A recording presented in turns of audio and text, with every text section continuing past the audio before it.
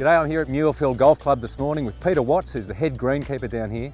And Peter and the team won the 2017 Claude Crockford Environmental Award.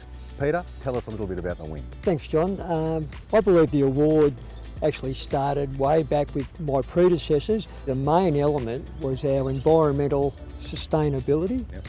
So what we firstly had to do was work our way through the forest and eradicate all the historical dumpings. Let's go out there and have a look. Part of winning the award was the actual restoration of Rifle Creek. Oh, for sure, for sure. So Peter, you had a heavily eroded and scoured out watercourse. What did you do?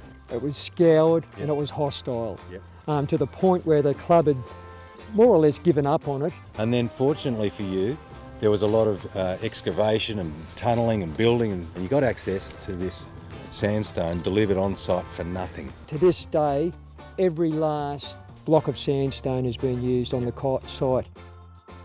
Next, we're going to go and look at the forest floor, by the way.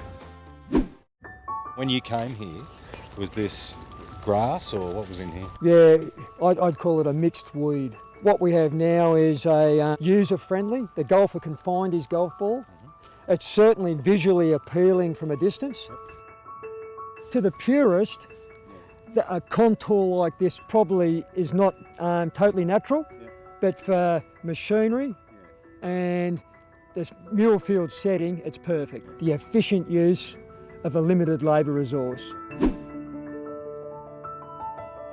So Peter, we're here on the 14th tee, and this is quite a difficult site, you said. What was so hard about it? The fact that it was so close to a decline, and we had to retain the consistent, understated theme that we've promoted throughout the course. The use of sandstone, and why I just think it's the best product in these type situations, it ages gracefully.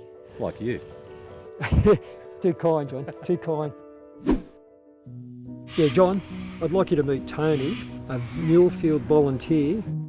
Well, we're in the middle of the endangered ironbark turpentine forest, and you can see it's looking quite healthy, and we put a lot of effort into maintaining it. All these big trees here with the rough bark, they're all turpentine trees. So some of the bigger ones are probably in the order of 100 years old. In particular, I'd like to just point out this tree here. That's a native bleeding heart. That's an absolute classic tree that grows as an understory underneath the turpentine canopy. And it's really good to see this one because that's a sign that the health of this forest here is being maintained by the work that the volunteers are doing here. Peter, there's something about being a golfer, being able to walk in a forest in an urban setting like this. For sure, John. What I quite often look at is not so much that we see wildlife running rampant through the forest, but we facilitate any wildlife that comes back to us.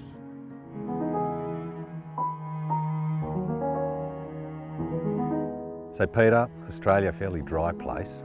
Water's important. How do you manage it?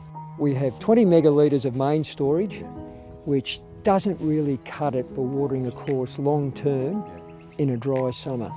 But our catchment is first class.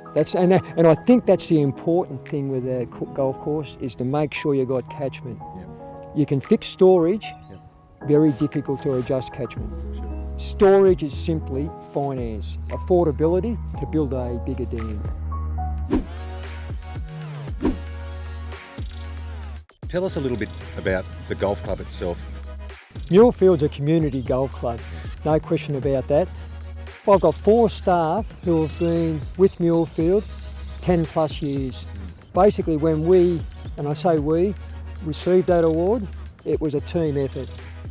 Basically with the agronomics, there's 2 key components for us at the moment, is our fertiliser program, and our main product is probably Primo. To basically condition our grass, to provide a surface.